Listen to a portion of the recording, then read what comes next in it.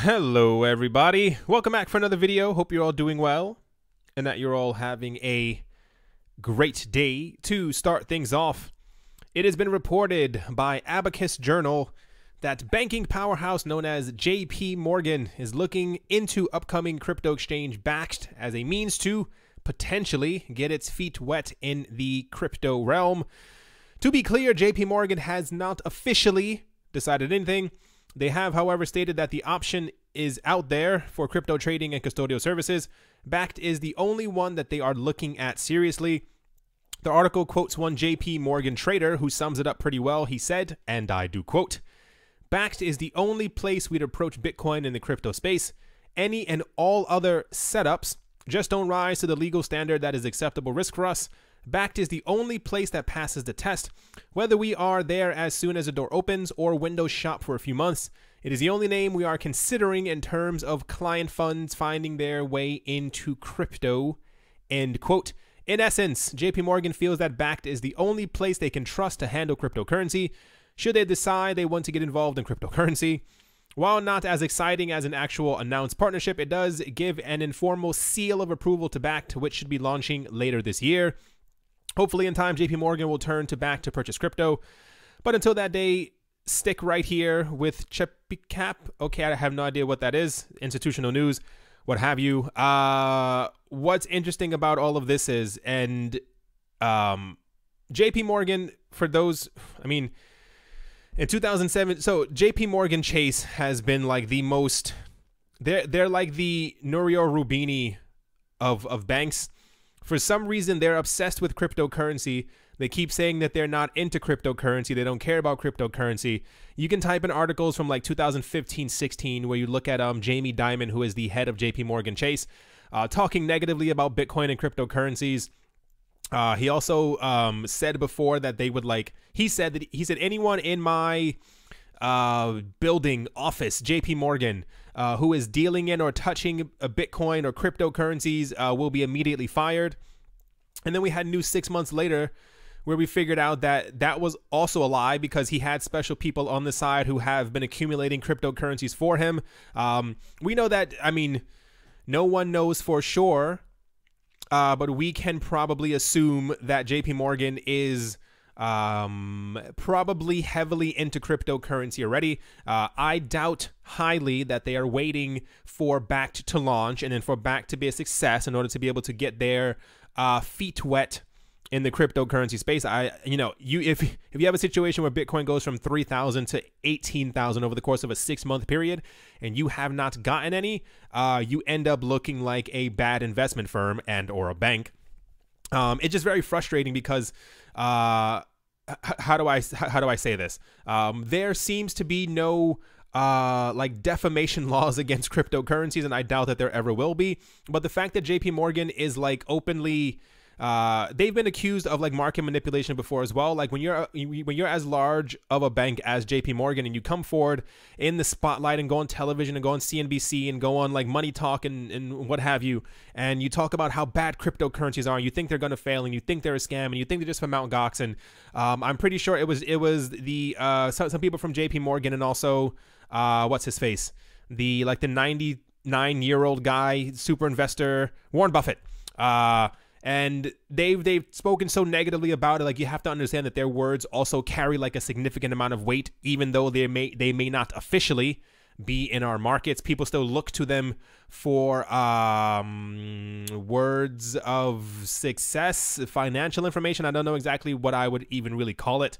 The point is, I don't even know how to like really end this because I get very frustrated at articles like this. Not articles like this, but because that the people from JPMorgan can so outrightly talk negatively about crypto, watch the prices fall, and then kind of scoop everything up over the counter, especially when you have like billions that you can kind of just throw around, even maybe like $100 million you can put into the cryptocurrency space without it really even bothering you and all of your other investors who are kind of behind the scenes is a bit frustrating. I'm still certain within like the next 5 years, and I know this is going to happen, it's going to be one of the most annoying things happening at that time is we're going to have situations where Jamie Dimon or whoever might be the head of JPMorgan is going to have panels, and they're going to be on stage, and they're going to be talking about how they saw the future prospects for cryptocurrency before anyone else, and they're going to talk about how great of a price that they got it, and that they were actually in it since 2014, but they didn't want to ruffle any feathers.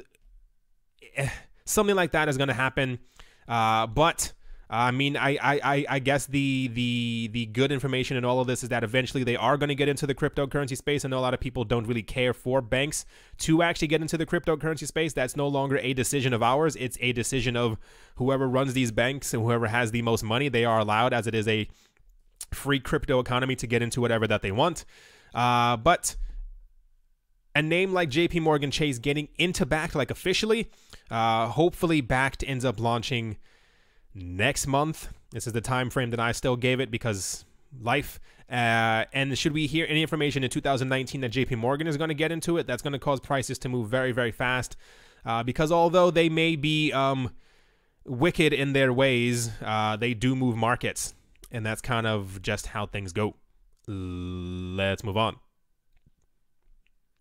Next up, I'm going to breeze over this one slightly. Forbes has a yearly like a top 50 list of like the most like richest people, what have you, and they also have a fintech 50 of 2019, and some of the things that made it into the top 50 list of the 2019 fintech companies or what have you.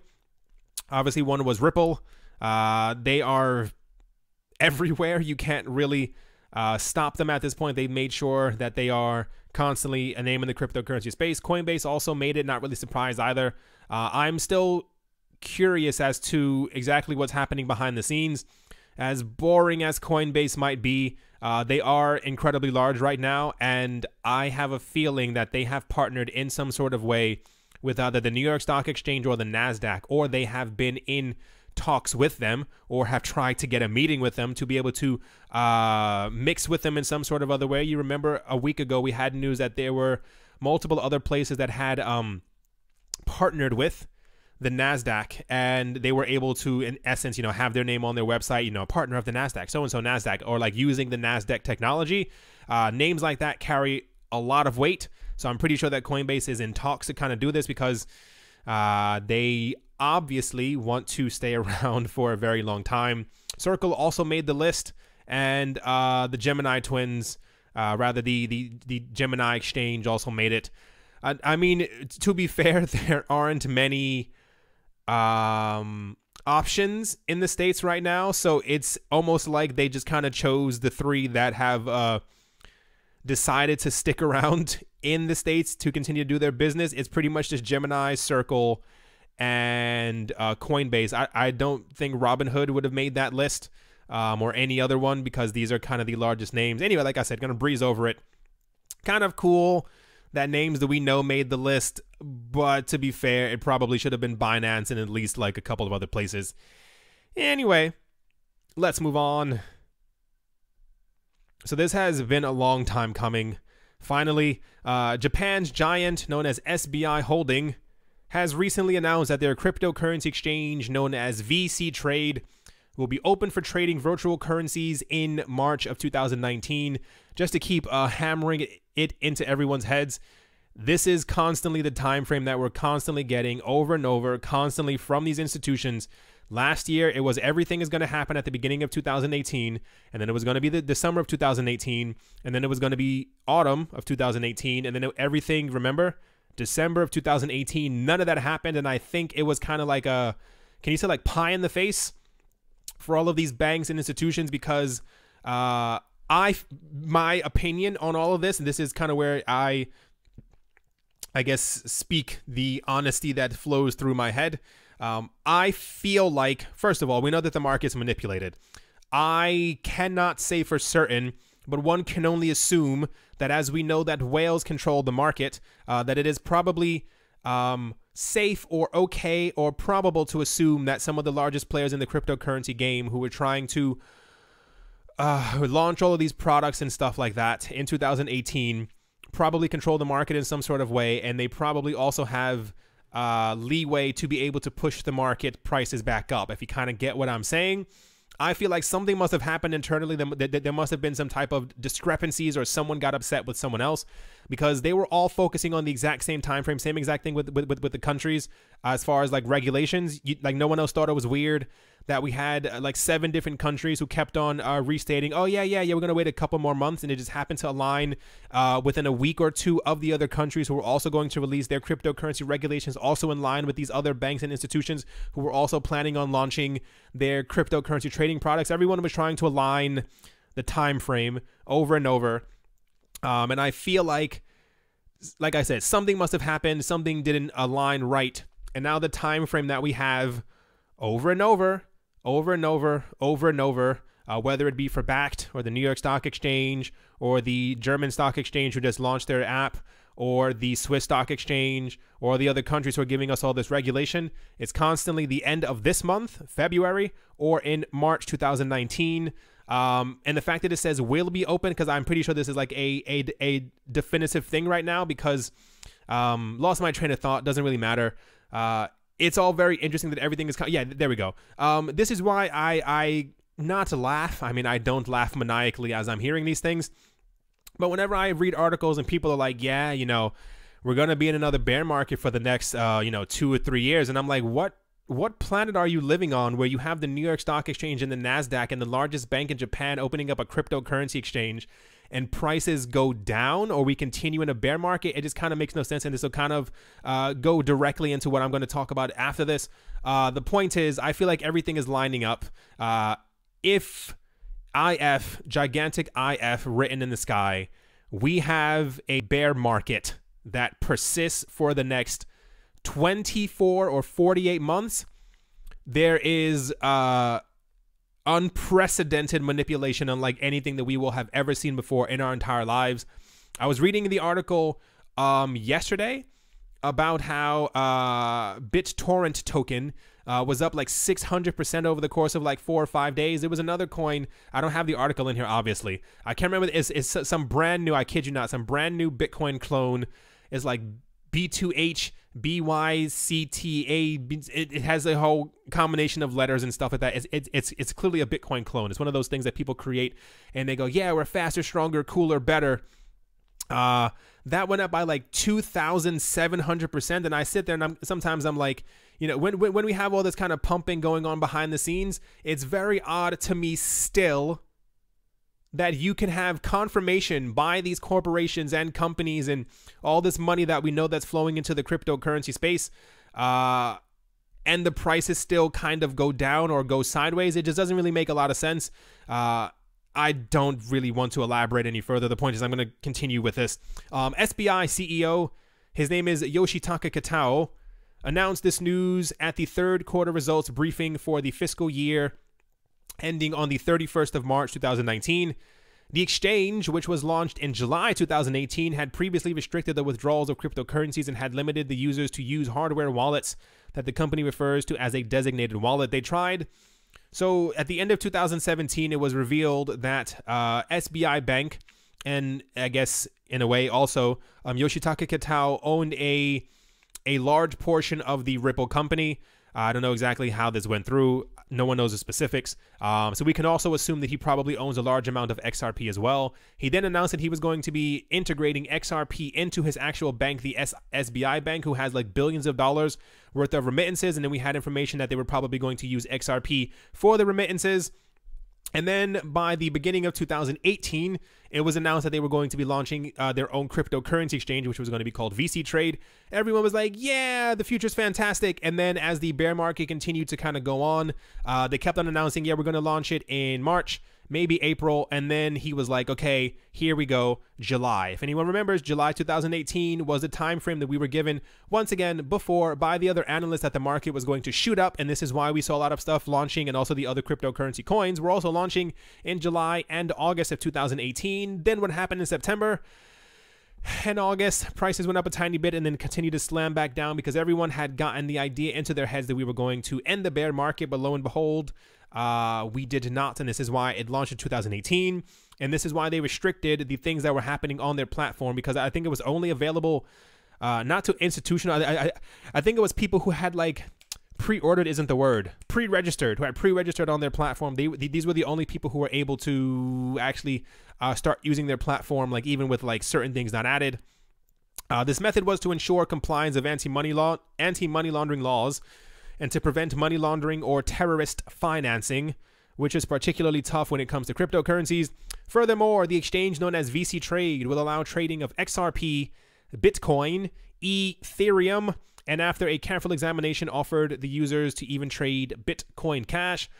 According to the website, SBI Holdings had previously announced that it had paid in capital $828 million and over 6,000 consolidated employees. According to an interim results announcement, the 6 months cap ended on the 30th of September of this year. The company registered so-and-so money. They made a lot of money.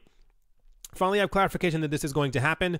I don't think this is random that SBI is trying to launch their banking cryptocurrency exchange at the same exact time that we're supposed to have the New York Stock Exchange and NASDAQ launch, and I think also Fidelity launching their things. I know I can't ever say things for certain, but it feels like to me that the cryptocurrency market is going to move very soon. I could be completely wrong. I do not know the future, but I'm pretty sure you're all understanding what I'm getting at. If we have the largest, I think they're either the first or the second largest bank in Japan. They're also incredibly popular as well. Launching their own cryptocurrency trading platform along with the New York Stock Exchange and NASDAQ and Fidelity and the other sprinkle of whoever else is going to also get into the cryptocurrency game. And we have people behind the scenes who have millions, if not billions of dollars who are going to be trading these coins back and forth. It logically seems like to me that the cryptocurrency market should be moving up relatively soon. I cannot say when, I cannot say how, but it's just, I don't know. It's like this inkling, this feeling that I have, and it's very frustrating because I hate to say things like this out in the open because I don't want to get anybody's hopes up. But it's kind of all aligning up. I wouldn't be surprised if behind the scenes all of these things launch.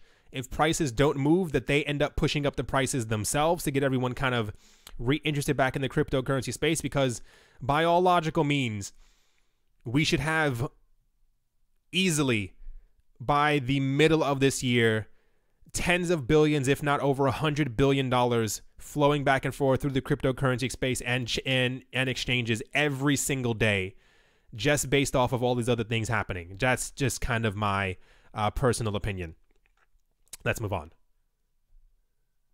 So this is, I'm gonna breeze-ish kind of go over this. Where's the actual part? It says capitulation has been an industry theme in recent months.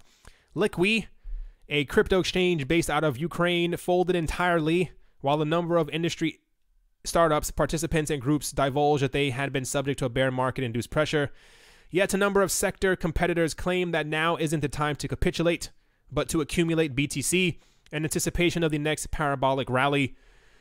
Though the use of a long-term chart, Plan B, amazing name, a leading Bitcoin research and chartist, noting that as Bitcoin is 15 months away from its block reward being reduced, the so-called halvening or halving, there should be a renewed case for optimism. Couple this with the fact that the leading blockchain underwent a 25% difficulty adjustment, seemingly a sign of a bottom per Plan B's historical charts, and it seems that BTC is cooking up a recipe for success. Although some could argue that historical analysis is baseless and unwarranted, especially considering that the cryptocurrency space is extremely nascent and unpredictable. Yeah, others quickly picked up Plan B's torch. So here's the chart that they're giving you. I'm pretty sure you've seen many other charts like this before. Based off of, I also said this in 2018. Logically, prices shouldn't be this high. This is part of the reason why I don't care for Bitcoin Cash SV, because when Bitcoin was bottoming out at around $6,000, Bitcoin Cash SV came to life, and the price of it split completely in half as, coins, Bitcoin forks tend to have a negative effect on Bitcoin's price. Whether they are even a fork of a fork, it still had a negative effect because a lot of people who are new to the cryptocurrency space had no idea what a Bitcoin Cash SV was. They just saw that it was a new coin that had the Bitcoin name. And I felt for quite a long amount of time Bitcoin should be hovering anywhere between 5,000, 6,000, where it was before, for quite a long amount of time. You can even see the dip right here, right there, because of Bitcoin Cash SV. There's no reason why the price of any coin right now should be as low that it is. We've had the news for a couple of weeks now from many analysts around the world, not even just crypto analysts, but normal economic analysts, all stating that crypto is incredibly oversold right now. Not exactly sure what's going to push the prices up. Once again, this is not financial advice, but prices are far too low for me not to buy. I have been accumulating, maybe not heavy amounts, but I have been nearly at least once a week, if not twice a week, because the way that all of this is slowly moving, it's fairly obvious to me that we're eventually, here's where it gets very interesting. I was talking to a couple of people before, and I was telling them about the future prospects of cryptocurrencies. These were people who they had left the market maybe 4, 5, 6, 7 months ago, and we were talking about like where prices could go and stuff like that. And they were like, "Yeah, I'm pretty sure that Bitcoin will top out and have a maximum price of around 16,000." Someone else said 12,000, and I sat there and I was like, "Why do you think these numbers?" They was like, "Well, because I think crypto's dead." And I was like, "Do you understand?" Like how I said, "Have you heard any of the news from the cryptocurrency space in the last 6, 7, 8 months?" And they all shook their heads and said no. They say, "No, I just assumed that the whole project was dead." And then I told them about NASDAQ and Bakkt and the New York Stock Exchange and so and the German Stock Exchange and the Swiss Stock Exchange, the Jamaican Stock Exchange, the SBI, all these other things that are happening. And they were like, "Oh, that's really cool. I didn't know that." They were like, "Well, maybe it'll hit 15,000 again." And I was like, none of you really understand what's happening. Like, this isn't what's happening behind the scenes with all of these companies and corporations. You may not know the name that well. You may not think that news like this is very significant.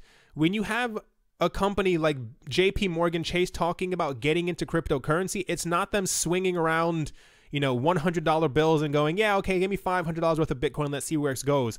It's going to be a massive multi-million, multi-billion-dollar investments into these cryptocurrencies. Like, none of this is happening because these companies are trying to make a couple bucks. Like, these things are being integrated into the banking system. These are being integrated as another way of making money in the stock exchanges.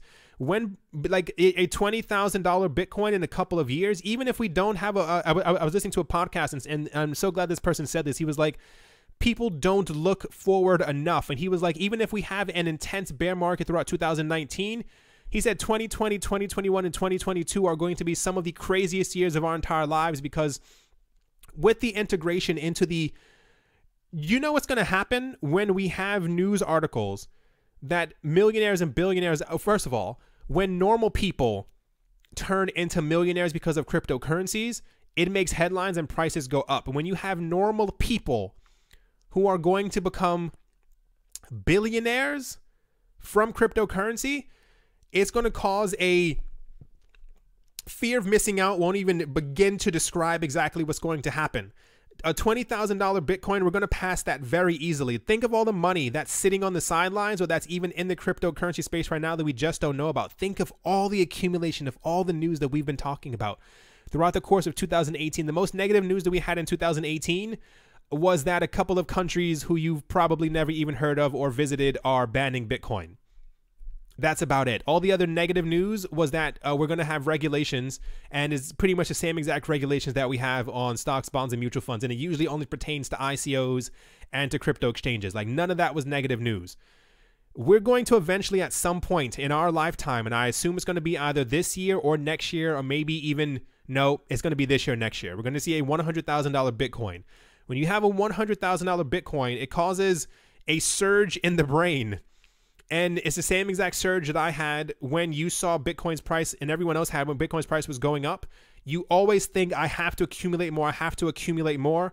This is now going to be something that's going to be legal and that's going to be regulated. I had a friend who was, I doubt he listens to my videos. Hello, if you are anyway. We were discussing the cryptocurrency space. He hasn't been into crypto for about 8 months. He lost some money. He got really upset. And he was asking me about what was going on, and I told him about all the regulations, and he got really happy. He was like, "That's great." He was like, "If regulations had been in place, I wouldn't have lost as much money as I did." He wasn't even into ICOs. He was just like in general, like, you know, these safeguards and these things that you have when you invest in the normal exchanges.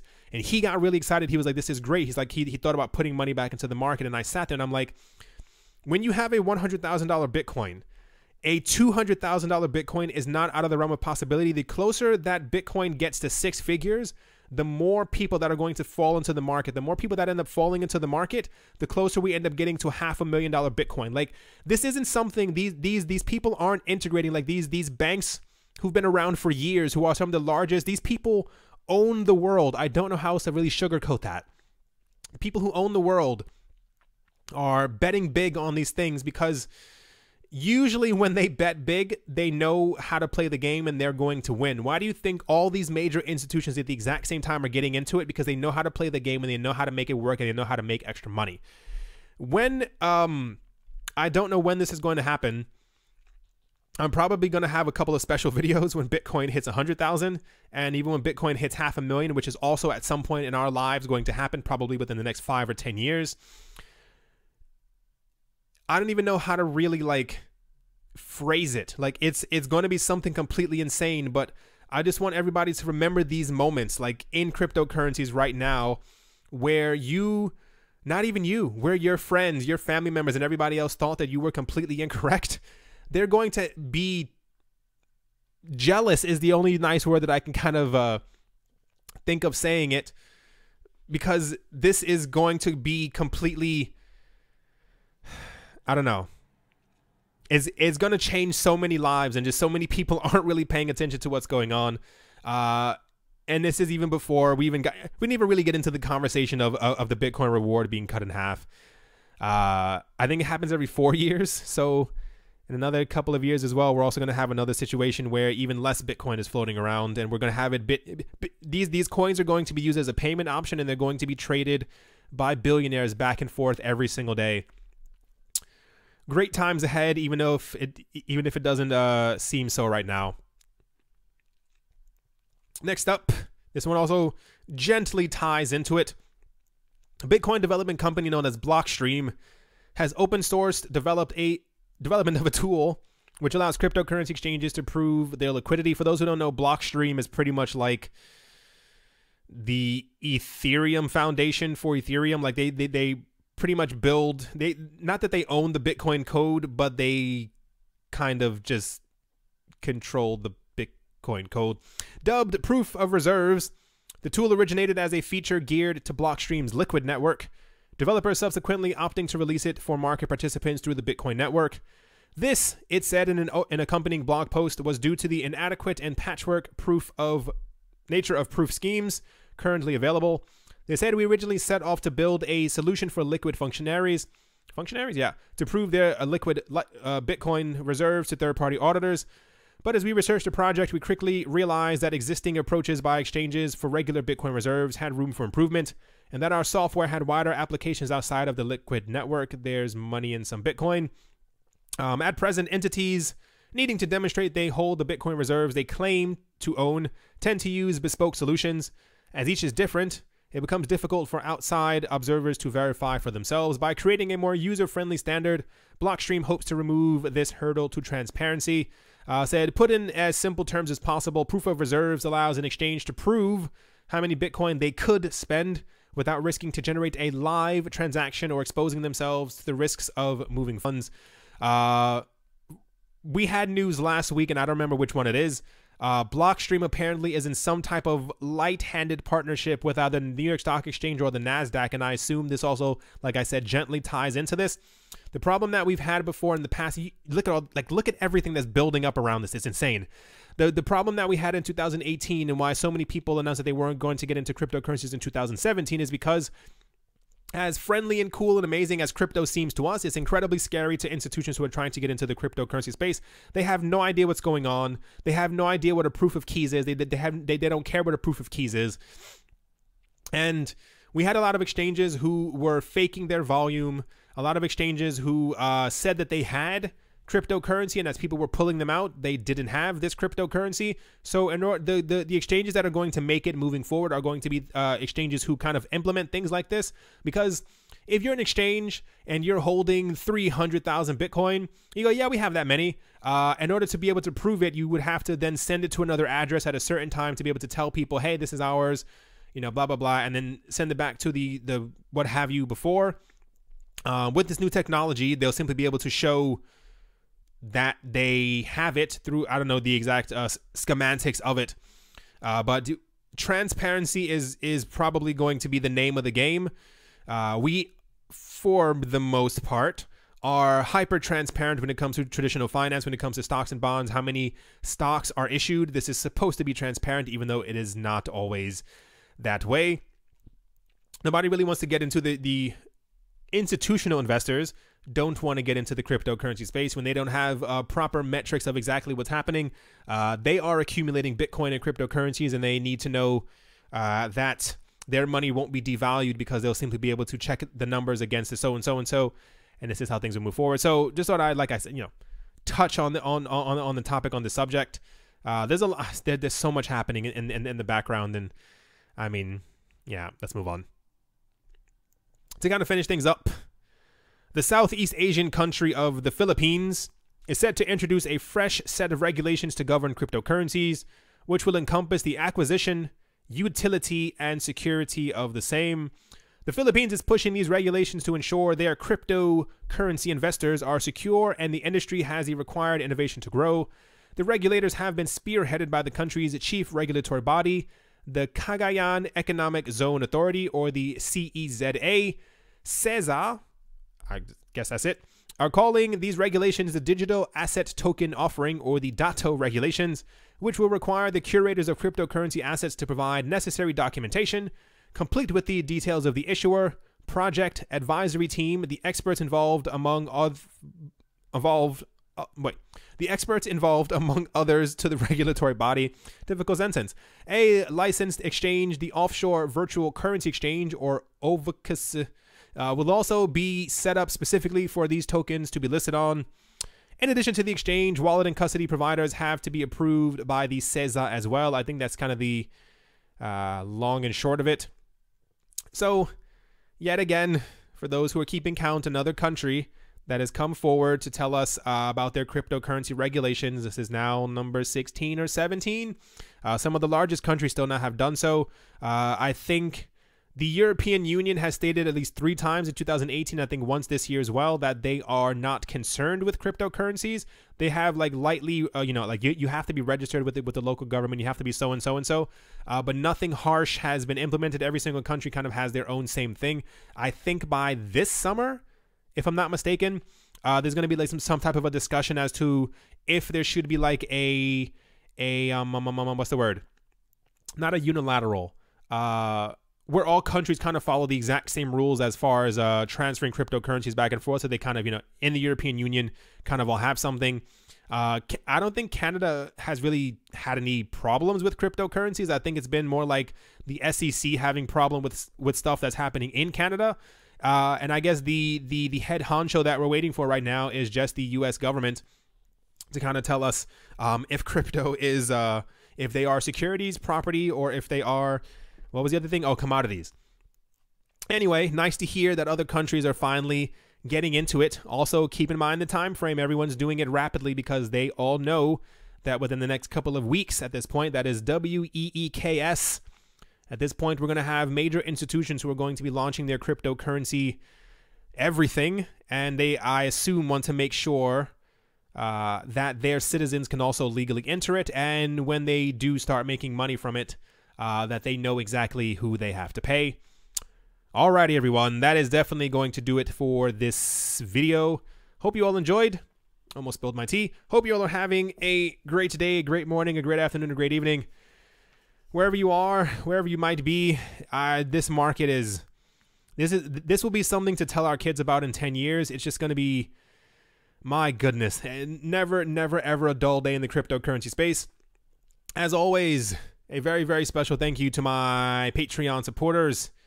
They are Yasha Harari, Gordon Nikic, Travis Haynes, Nick Mangialavori, Professor Wally from Gunbot University, Arthur Yaku, L. Doug, Brady Niels, Rai, Gilboa Snake, and Vlad the Impaler. Thank you all very much for your generosity. I do appreciate it more than you could possibly begin to imagine. And yeah, I'll talk to you all soon. See you.